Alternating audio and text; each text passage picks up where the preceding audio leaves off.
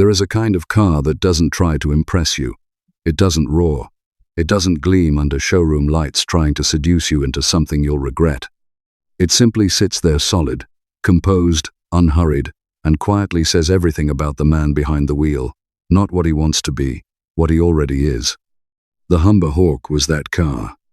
For over 2 decades, from 1945 to 1967, it was the chosen machine of British solicitors, senior police officers, country doctors, and government officials. Not the flashiest thing on the road, not the fastest, not the most powerful, but unmistakably right, the kind of car you earned, not bought on impulse. The kind you drove because you had nothing left to prove. And then, in March of 1967, a single press release made it vanish. No farewell tour, no commemorative edition, no ceremony.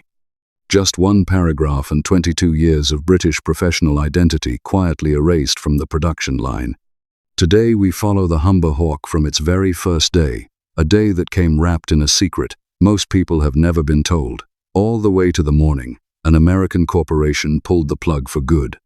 Pay attention, because this is not just the story of a car, it is the story of Britain itself, and what happens when the things that define a nation get handed over to people who have no idea what they are truly worth. Let's go back to 1945. The war is over. Britain is broken, not battered, genuinely broke. The government has made it plain.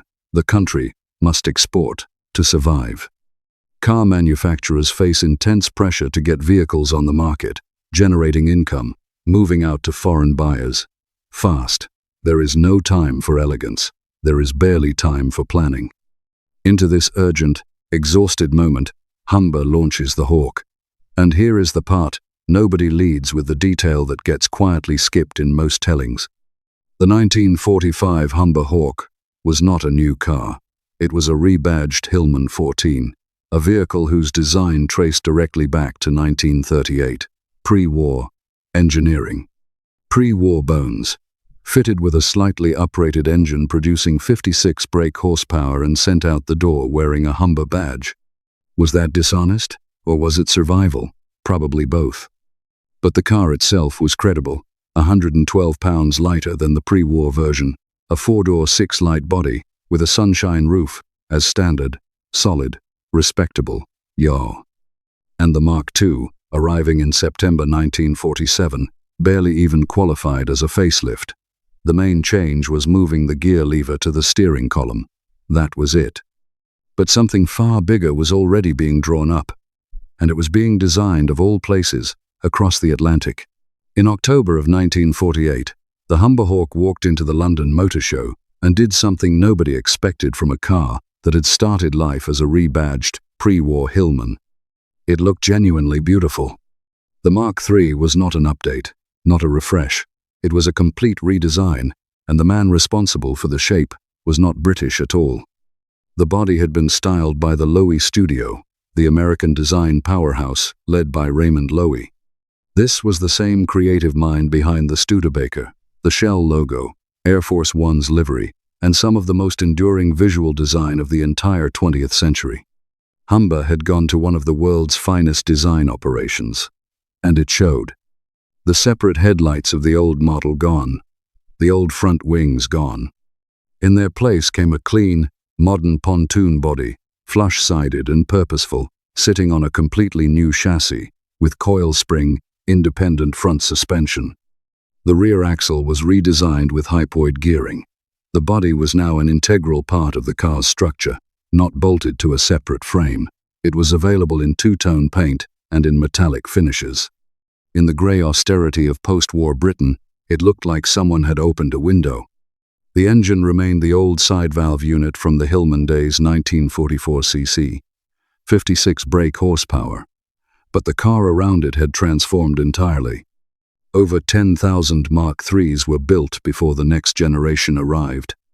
The Mark IV came in early 1951, a larger 2,267 cc engine, aluminium cylinder head, bigger 15-inch wheels, and higher geared steering.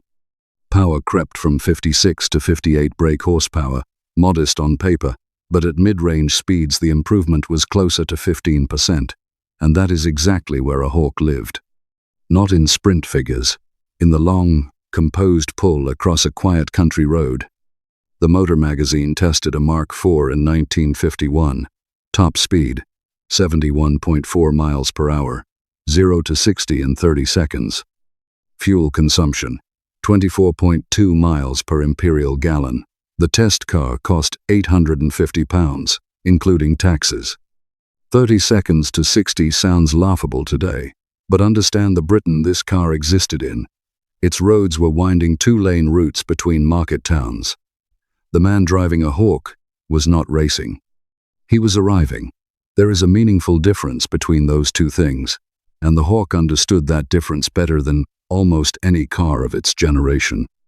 The Mark V arrived in September 1952, mechanically unchanged but given a new front treatment and wraparound bumpers, still climbing, still becoming more fully itself. The biggest mechanical leap was still ahead, and when it came, even the Times stopped to notice. June 1954. The Mark VI arrives, and for the first time, the Hawk receives an overhead valve cylinder head on its engine. The motoring correspondent of the Times wrote that any previous Hawk owner would be astonished by the improvement. 20% more power delivered exactly where a car of this character needed it most, in the middle of the rev range, at road speed, on a long stretch of open road. In 1955, a proper factory estate version appeared. Not a conversion, not an afterthought, a genuine load carrier, practical without being agricultural. The kind of car a country doctor could fill on a Friday and drive home without apology. But all of this was about to be surpassed by the most significant moment in the Hawk's entire 22-year history. May 1957, Rootes announced a completely new Humber Hawk, and this time, they truly meant it. A new unitary construction body, the shell itself was now the structure, no separate chassis beneath it. More glass than any previous Hawk. A wraparound front windscreen. The styling came from Rootes' own studio and carried a clear transatlantic influence. It bore more than a passing resemblance to a base model 1955 Chevrolet four-door. This was deliberate. The Americans were setting the visual language of the modern saloon, and Humber was paying close attention. But here is the detail most people miss entirely. At the time of its introduction, the 1957 Hawk Estate had the largest unitary body shell of any British-built car in existence. Not one of the biggest, the largest. That record stood until the Jaguar Mark X was launched in 1961. For 4 years, the Humber Hawk Estate was the most structurally ambitious large car body ever built in Britain. Automatic transmission was now available, the Borg-Warner model. Servo-assisted front disc brakes arrived on the Series 2 in October 1960. A 4-speed all-synchromesh gearbox. By 1964, the Series 4 brought a flatter roofline and an extra rear side window. Each change was measured, considered, and real. The motor tested a Series 1 without overdrive in 1957. Top speed, 83.9 miles per hour, 0 to 60 in 19.7 seconds. The test car cost £1,261, including £421 in taxes. Approximately 106,000 Humber Hawks were built between 1945 and 1967. 106,000 driveways. 106,000 men who chose this car as the one that said quietly, without any need to shout, "I have arrived." If this story is speaking to you, hit subscribe right now. Leave a comment. Which car in your memory carried that same quiet British dignity? Like the video. And if you know someone who'd appreciate this, share it with them. Now, back to the Hawk, because this is where everything starts to fall apart. To understand why the Humber Hawk died, you must understand the world it lived inside. The Rootes Group was a family empire. Built by brothers William and Reginald Rootes, who had started as motor traders in Kent and, through ambition and hard deal-making, had assembled one of Britain's most powerful automotive groups by the 1930s. By 1939, Rootes controlled roughly 11% of all British car production. They owned Humber. They owned Hillman. They owned Sunbeam and Singer. They were a genuine industrial force. During the Second World War, Humber's reputation was cemented in ways no advertising budget could replicate.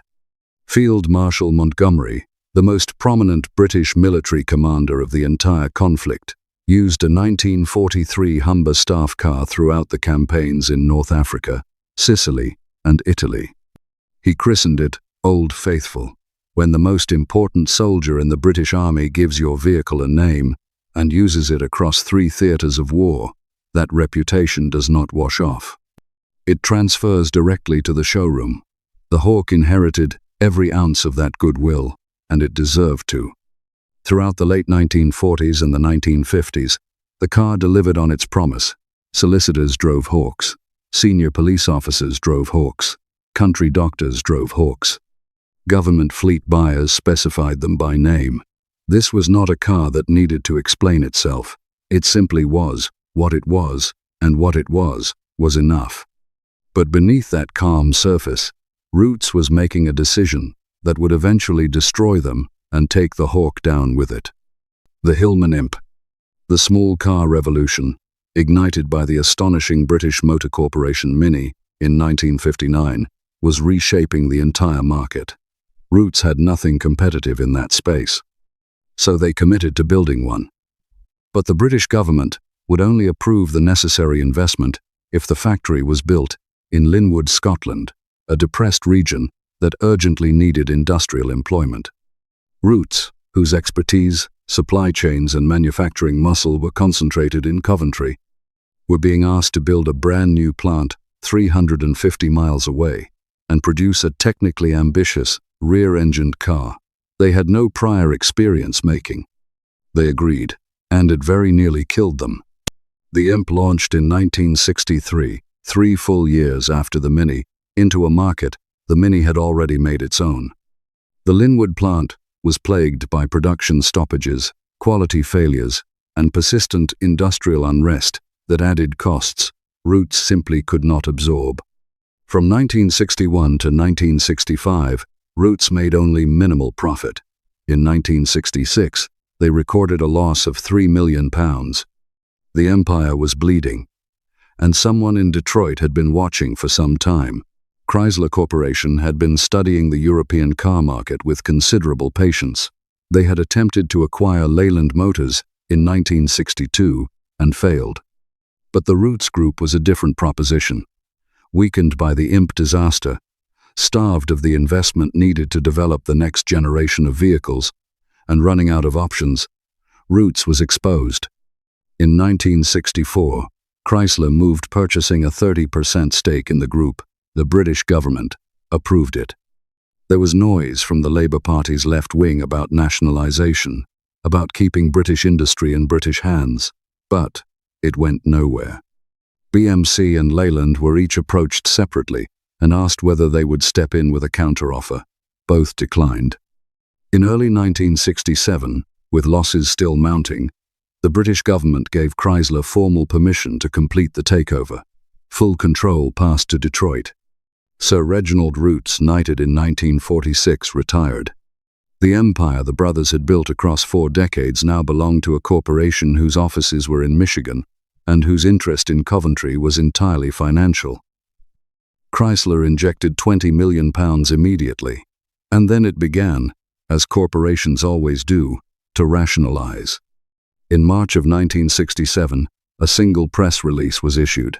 Production of the Humber Hawk, the Humber Super Snipe, and the Humber Imperial had ceased, all 3 gone.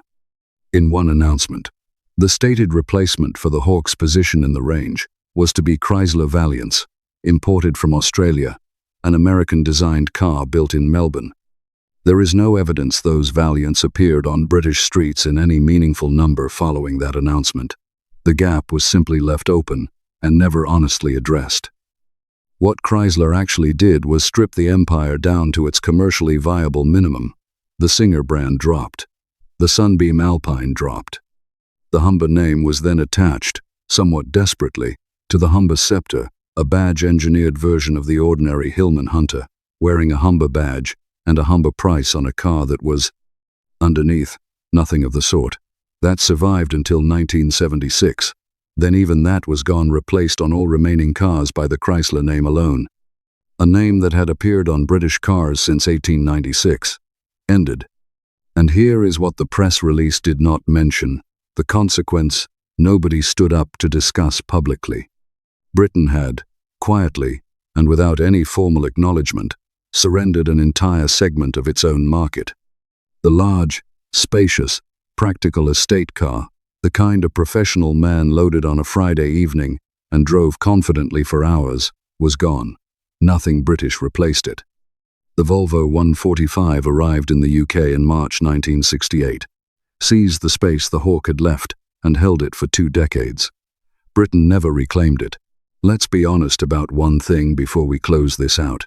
By 1967, the Humber Hawk was not the most technically advanced car in its class.